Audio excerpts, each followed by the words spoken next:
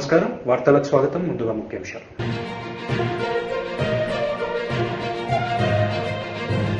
నిరుద్యోగ ఘోష బీజేపీ భరోసా యాత్రలో పాల్గొన్న బండి సంజయ్ సీఎం కేసీఆర్ పై ఫైర్.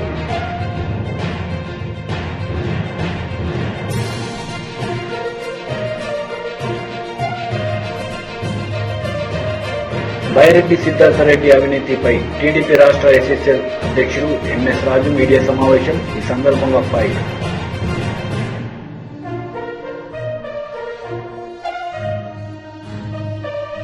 సమాజంలోని యువతీ యువకులను మహిళల బాధ్యత వారి భుజాలను ఎత్తుకున్నప్పుడే సాఫల్యం, సమృద్ధి, భరోసా ఏర్పడుతుందని ప్రధాని నరేంద్ర మోడీ పేర్కొన్నారు. కడ్వా పాటీదార్ సమాజ్ 100 వార్షికోత్సవాన్ని ఉద్దేశించి ప్రధానమంత్రి నరేంద్ర మోడీ వీడియో కాన్ఫరెన్స్ ద్వారా ప్రసంగించారు. बधाई ने मारा हरिओम, जय उमिया मां, जय लक्ष्मी नारायण. आ मारा कच्छी पटेल कच्छનું નહીં પણ હવે પૂરા ભારતનું ગૌરવ છે. કારણ કે હું ભારતના કોઈ પણ ખૂણામાં જાઉં ત્યાં મારો સમાજ જોવા મળે, મારા કચ્છી ભાઈઓ મળે મળે મળે જ. અને એટલે જ તો કીધું છે કચ્છડો ખેલે ખલક में, जो महासागर में मच्छू जेते हक को कच्छी वसे, उते डियाड़ी कच्छ.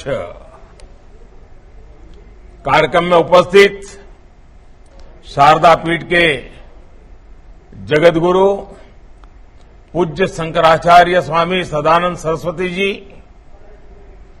गुजरात के मुख्यमंत्री श्रीमान भूपेंद्र भाई पटेल, केंद्र में मंत्रिपरिषद में मेरे साथी पुरुषोत्तम भाई रूपाला, अखिल भारतीय कच्छ कड़वा पाटीदार समाज के अध्यक्ष श्री अबजी भाई विश्राम भाई कानाणी, अन्य सभी पदाधिकारीगण और देश विदेश से जुड़े मेरे सभी भाइयों और बहनों, आप सभी को सनातनी शताब्दी महोत्सव की बहुत बहुत शुभकामनाएं. आज मेरे लिए सोने में सुगंध है.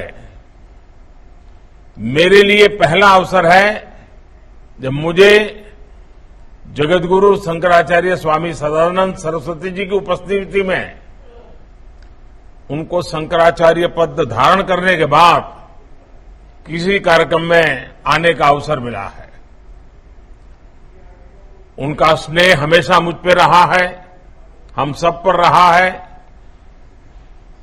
तो आज मुझे उनको प्रणाम करने का अवसर मिला है. साथियों, समाज की सेवा के 100 वर्ष का पुण्य काल,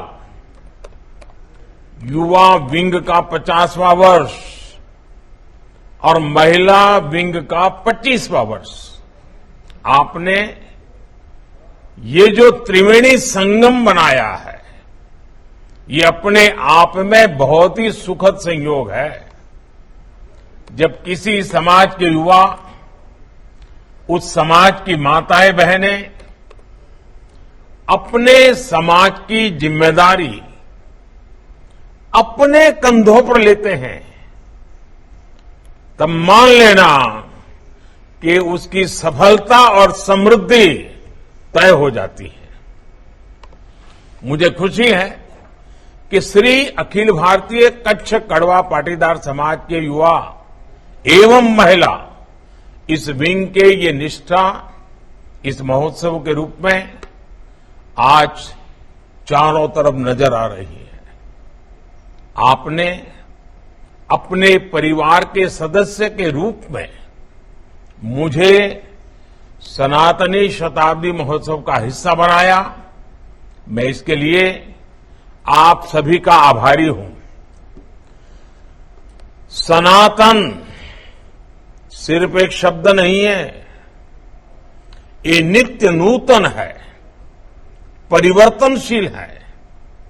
इसमें बीते हुए कल से खुद को और बेहतर बनाने की एक अंतर्निहित चेष्टा है और इसलिए सनातन अजर अमर है। साथियों, किसी भी राष्ट्र की यात्रा उसके समाज की यात्रा का ही एक दर्शन होती है।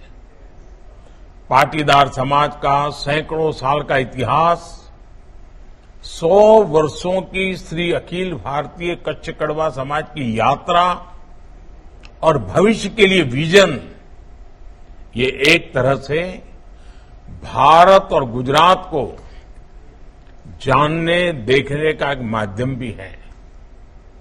सैकड़ों वर्ष इस समाज पर विदेशी आक्रांतों ने क्या क्या अत्याचार नहीं किए, लेकिन फिर भी समाज के पूर्वजों ने अपनी पहचान नहीं मिटने दी, अपनी आस्था को खंडित नहीं होने दिया।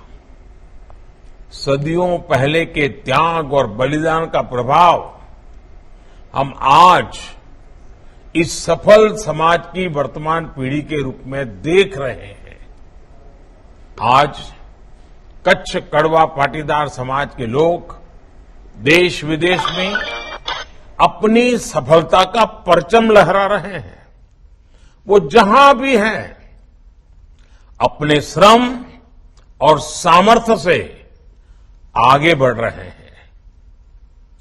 टिम्बर हो, प्लाईवुड हो, हार्डवेयर, मार्बल, बिल्डिंग मटेरियल, हर सेक्टर में आप लोग छाए हुए हैं और मुझे खुशी है कि इन सबके साथ ही आपने पीढ़ी दर पीढ़ी, साल दर साल अपनी परंपराओं का मान बढ़ाया है, सम्मान बढ़ाया है।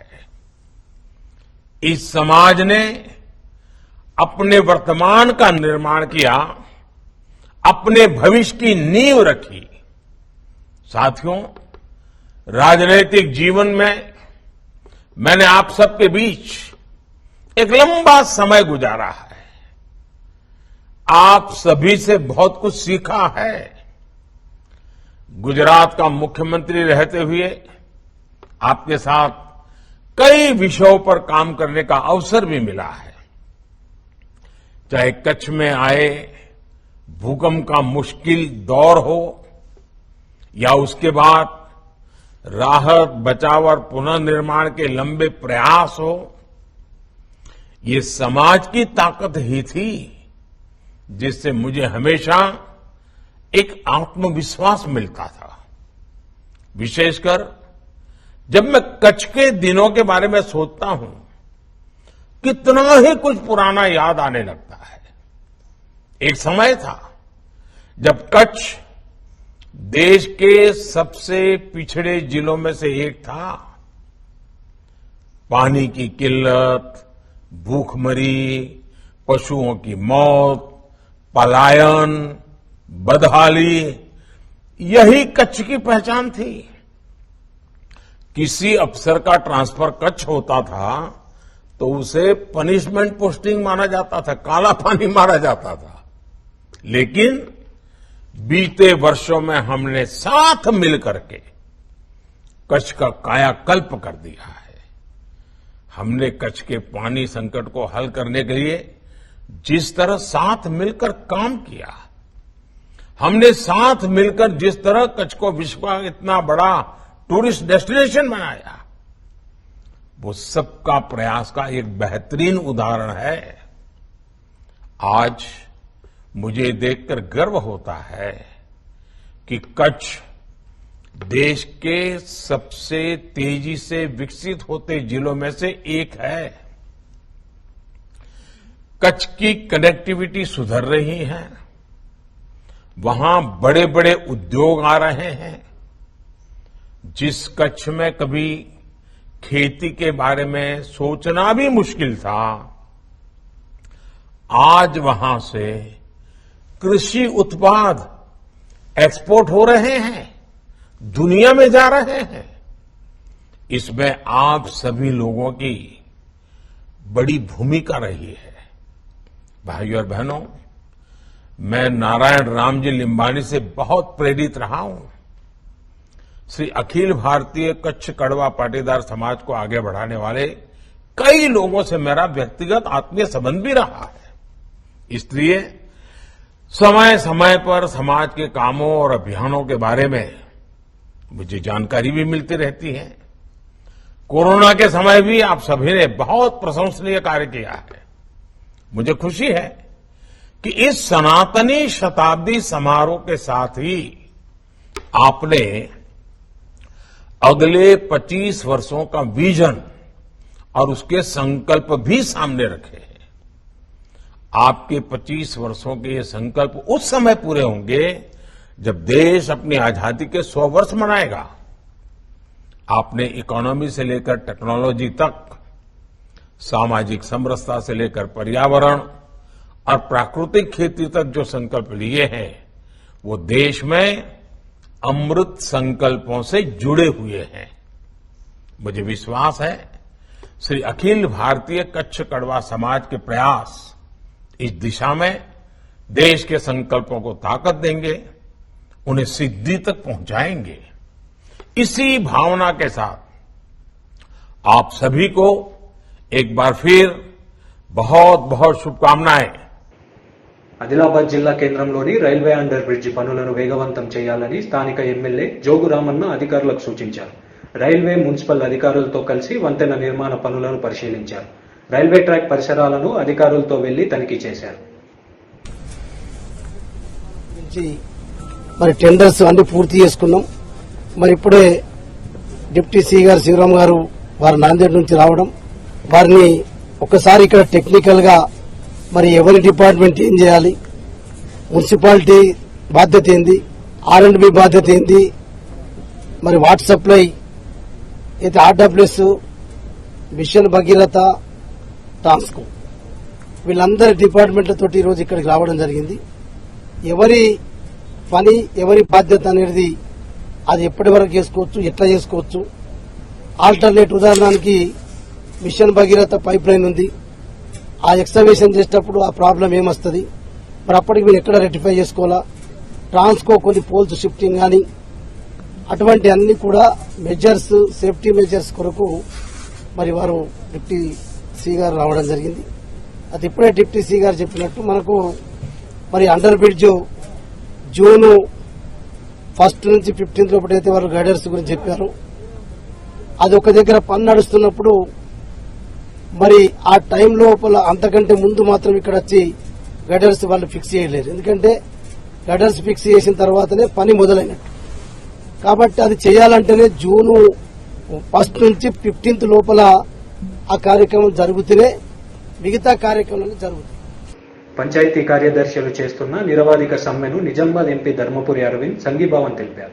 జగిత్యాల జిల్లా పర్యటనలో భాగంగా మేటుపల్లిలో 3 లక్షల రూపాయలతో ఎంపీ నిధులతో నిర్వహించిన షెడ్డుతో పాటు బీజేపీ పార్టీ కార్యాలయాన్ని అరవింద్ ప్రారంభించారు. ధాన్యం లేదా ఎటువంటి అగ్రికల్చర్ ప్రోడక్ట్ అయినా కనీస infrastructure to safeguard the farmers produce zero. ఒక్క మార్కెట్ యార్డ్ ని వీళ్ళు డెవలప్ చేసింది లేదు. ఇది ఈ ఒక్క సంవత్సరం కాదండి, గత 9 సంవత్సరాల నుంచి ఇదే పని. కోట్ల రూపాయలు దోచుకున్నారనే అన్నా క్యాంటీన్లను మూయడం జరిగింది తప్ప సేవ చేస్తే ఎవరు అడ్డుకోరు అని వైఎస్ఆర్సీపీ నేత అన్నారు. ఈ సందర్భంగా ఆయన మాట్లాడారు. అన్నా క్యాంటీన్ మూత వేసినప్పుడు ఎందుకు ప్రొద్దుటూరులో భోజనం పెట్టలేదు, ఇది ఒక విమర్శ. 4 సంవత్సరాలుగా అన్నా క్యాంటీన్ మూత వేస్తే ఎందుకు మన ప్రొద్దుటూరు ఎమ్మెల్యే అన్నం పెట్టకుండా ఇప్పుడు పెడుతున్నాడు, ఇది రెండో ప్రశ్న. మేము ఒక 20 రోజుల కిందట ఈ కార్యక్రమాన్ని చేయాలని అనుకుంటా ఉన్నాం.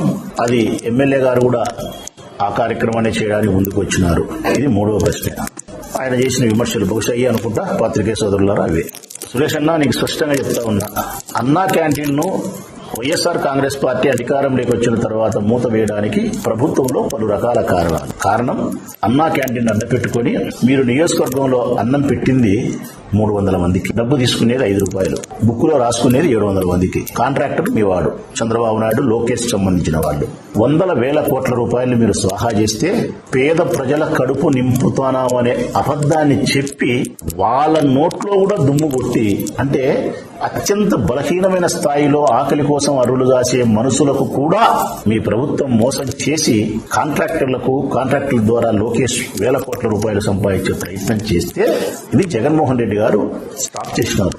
ఎందుకు ఎమ్మెల్యే గారు 4 సంవత్సరాల కిందట అన్నం పెట్టలేదు, ఇప్పుడు పెడుతున్నారు? 4 సంవత్సరాలుగా నేను ఏమీ చెయ్యక కొత్తగా ఇప్పుడే ఎన్నికలు వస్తానాయని చెప్పి అన్నం పెడతా ఉంటే నీది సత్విమర్శ.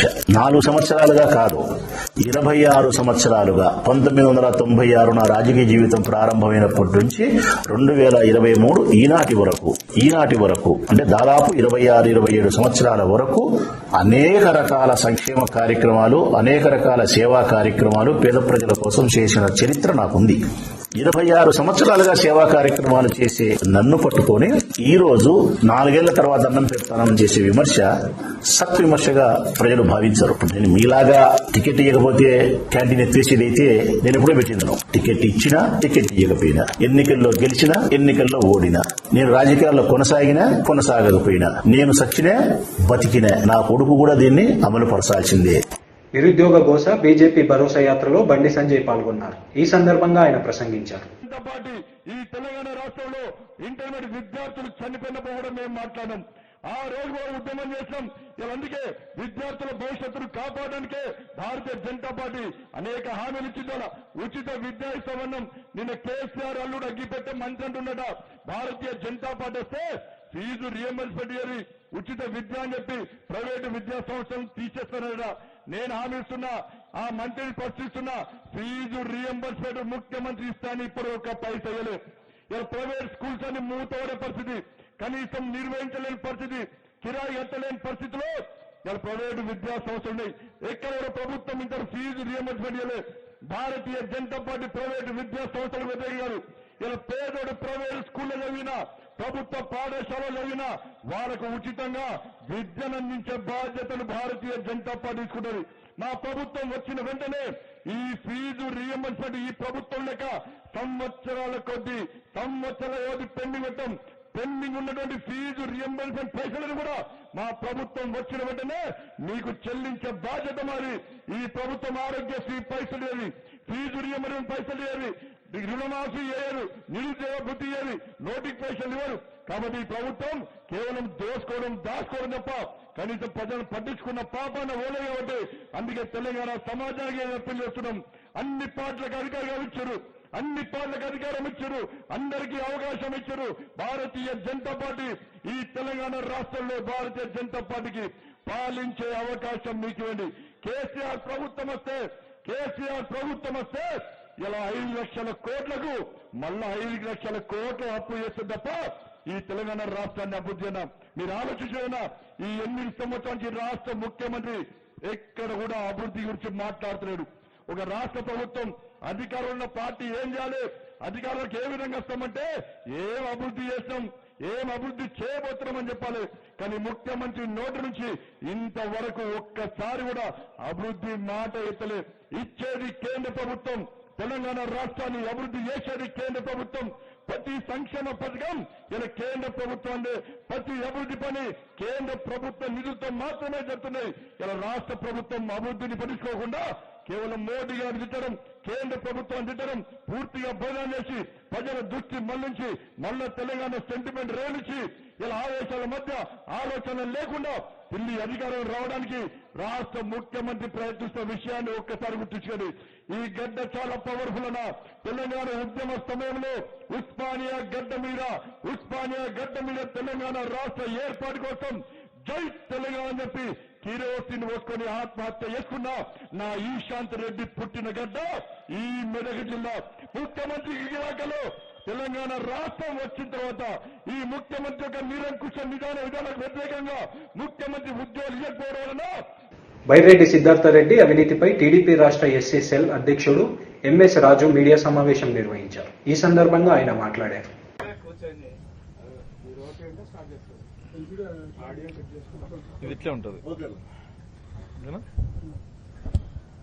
అందరికీ నమస్కారం.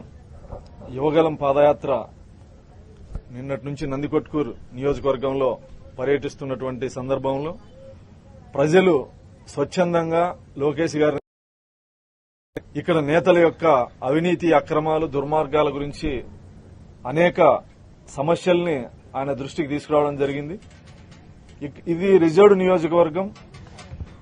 రిజర్వ్డ్ నియోజకవర్గంలో ప్రజలు ఎన్నుకున్నటువంటి ప్రజాప్రతినిధిగా స్థానిక ఎమ్మెల్యే దళిత ఎమ్మెల్యే ఉన్నప్పటికీ అడుగడుగున అతన్ని అవమానపరుస్తూ అతని మానసిక క్షోభకు గురి చేస్తూ నియోజకవర్గ సమన్వయకర్త అనే పేరు మీద ఇక్కడున్నటువంటి ఒక సోషల్ మీడియా యూట్యూబ్ స్టార్ అతన్ని ఇబ్బంది పెడుతూ ఎమ్మెల్యేని చివరికి గడప గడపకు వెళ్లినా అధికారులను వెళ్లనీయకుండా ముఖ్యమంత్రి దగ్గర నాకు పేరుంది అని అధికారులని మభ్యపెడుతూ భయపెడుతూ ఎమ్మెల్యే పర్యటనలకు అధికారులను పోకోకుండా అడ్డుకుంటున్నటువంటి క్రమం. అదే కాకుండా మున్సిపల్ కార్యాలయం, ఎంఆర్ఓ కార్యాలయం, ప్రభుత్వ కార్యాలయాల్లో ఇతని యొక్క అనుచరులు ముఠాగా ఏర్పడి దందాలు చేయడం, మున్సిపల్ చైర్మన్ జగనన్న ఇంటి పట్టాల నెపంతో ప్రభుత్వ భూములు చిన్న తరహా రైతుల దగ్గర నుంచి 5 లక్షలకి 6 లక్షలకి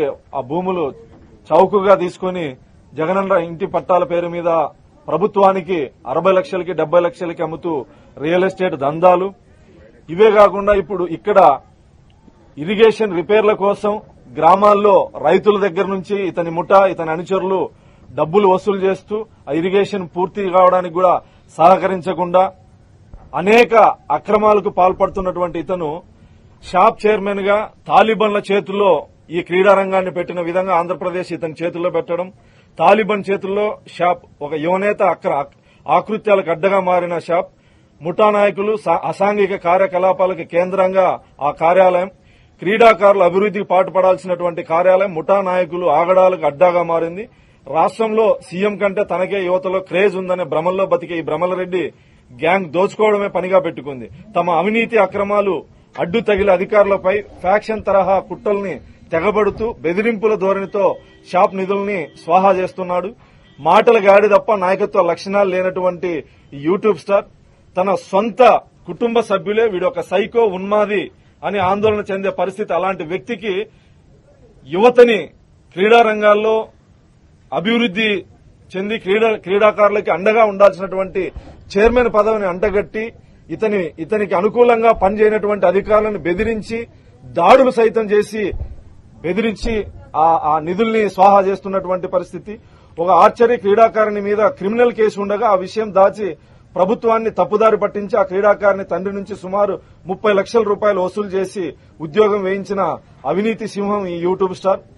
దాదాపు బీఆర్ స్టేడియంలో క్రీడా పరికరాల కొనుగోలు విషయంలో 5 కోట్ల టెండర్ దక్కించుకుని అరాకొరా క్రీడా సామాగ్రి నాణ్యత లేని వస్తువులు సరఫరా చేసి 4 కోట్ల రూపాయలు స్వాహా చేసినటువంటి ఘనత ఈయనది.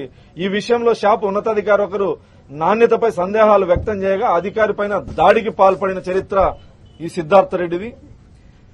షాప్ అనేది ఒక చిన్న డిపార్ట్మెంట్. ప్రభుత్వం పరువు ప్రతిష్టను కాపాడాల్సినటువంటి వ్యక్తే తనే అల్లరి మూకలతో అనుచరులతో ప్రభుత్వ ప్రతిష్టను దెబ్బతీస్తూ చిన్న పదవిని మేనేజ్ చేయలేనటువంటి ఇతన్ని వైఎస్ఆర్ కాంగ్రెస్ పార్టీ యువజన విభాగానికి అధ్యక్షుని చేయడం, పార్టీకి ఏమాత్రం అతను పనికిరాడనే వాదన అతని పార్టీలో ఉన్నటువంటి వ్యక్తులే వ్యక్తపరుస్తున్నటువంటి పరిస్థితి. షాప్ బోర్డు సభ్యులు సైతం నిబంధనలకు విరుద్దంగా వ్యవహరిస్తూ ఓబుల్ రెడ్డి అనే ఒక సభ్యుడు క్రీడా కోటా కింద దొంగ సర్టిఫికేట్ ఇవ్వాల్సిందిగా ఏకంగా ఎండీని అడిగినటువంటి గనుడు. ముఖ్యమంత్రి బంధువునని చెప్పుకునే మరో సభ్యుడు తనకు 5 ఉద్యోగాలు ఇవ్వాలని వాటిని అమ్ముకుంటానని బేరం పెట్టాడు.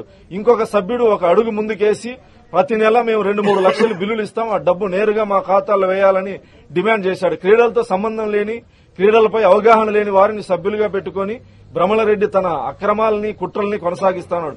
తన ఆటలు సాగవనే కారణంతో డానియల్ ప్రదీప్ అనే సభ్యుడిని రెచ్చగొట్టి మీడియా సమావేశం పెట్టి షాప్ ఎండీపై తప్పుడు ఆరోపణలు చేయించాడు. పక్కా ప్రణాళికతో తన స్వార్థం కోసం షాప్ ని అల్లరిపాలు చేశాడు.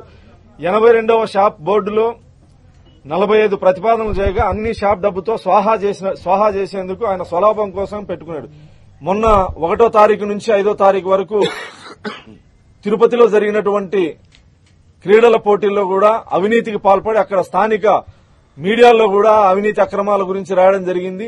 అవినీతి అక్రమాలకు పాల్పడుతూ కేవలం తన మాటల గాడితో ఎటువంటి నాయకత్వం లక్షణాలు లేనటువంటి ఒక హంతక చరిత్ర కలిగినటువంటి ఇతను ప్రజలచే ఎన్నుకొనబడినటువంటి ఒక ఎమ్మెల్యేని అప్రదిష్ట పాలు చేస్తూ, ఒక దళిత ఎమ్మెల్యేని పబ్లిక్ లో అగౌరవపరుస్తూ, అధికారుల దగ్గర హేళన చేస్తూ,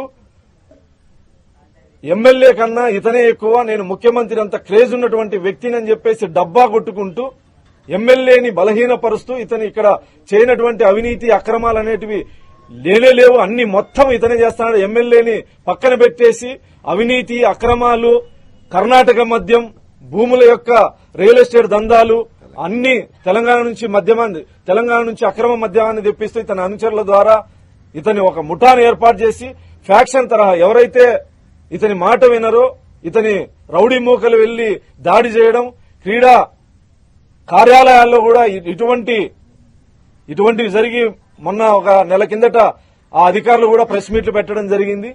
ఇతను 2-3 మంత్రుల దగ్గర పేరు పెట్టుకుని వాళ్లతో ప్రమోషన్ ఇచ్చుకుంటూ ఇతన్ని మించినటువంటి నాయకులు లేడని యూట్యూబ్ లో ఎవరైనా ఈ ప్రాంతానికి సంబంధించినటువంటి నాయకులు ఇంటర్వ్యూలకు వెళితే వాళ్ళని కూడా ఇంటర్వ్యూ చేసే వాళ్లతో ఇతని యొక్క గొప్పల గురించి క్వశ్చన్ వేసే విధంగా ఇతని ప్రవృత్తి ఏంది, ఎక్కడి నుంచి వచ్చాడు, రాజకీయాల్లో ఆగమనం ఏంది, రాజకీయాల్లో ఇతను చేసినటువంటి పోరాటాలు ఏంది, లేదా ఈ ప్రాంతం కోసం పోరాటాలు చేశాడు. హత్యలు చేసి జైలుకు పోయి వచ్చినటువంటి ఒక హంతకుణ్ణి యూట్యూబ్ లో కూర్చోబెట్టి స్టార్ను చేసి జనాల మీదకి వదిలితే జనం రక్తం దాకా ఏం చేస్తాడు? ఇటువంటి వాళ్ళు ఈ నందికొట్కూరు నియోజకవర్గంలో ఇటువంటి అవినీతి అక్రమాలు చేసేటువంటి దుర్మార్గుల యొక్క కార్యకలాపాలని ఎండగట్టాల్సినటువంటి అవసరం ఉంది. సిద్ధార్థ రెడ్డి యొక్క దుర్మార్గాల్ని, అతని అనుచరగణం చేస్తున్నటువంటి దుర్మార్గాల గురించి ప్రజలు తిరుగుబడాల్సినటువంటి అవసరం ఉంది.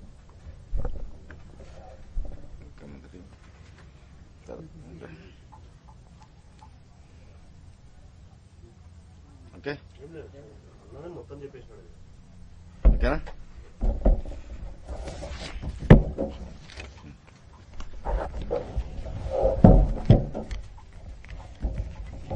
ఆఫ్ చేసినావు. Thank you.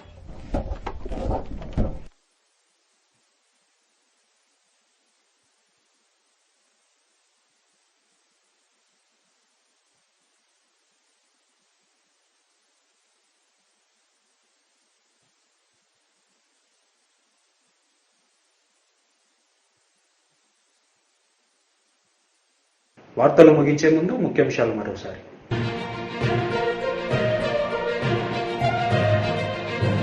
నిరుద్యోగ కోసం బీజేపీ భరోసా యాత్రలో పాల్గొన్న బండి సంజయ్, సీఎం కేసీఆర్ పై ఫైర్.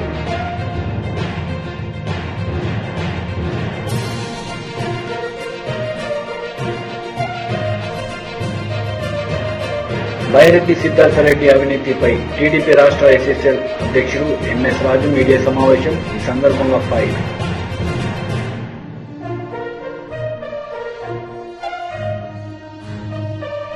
ఈ వార్తలు ఇంతటితో సమాప్తం. తిరిగి ప్రసారమయ్యే వార్తల్లో మళ్ళీ కలుద్దాం. అంతవరకు సెలవు. నమస్తే.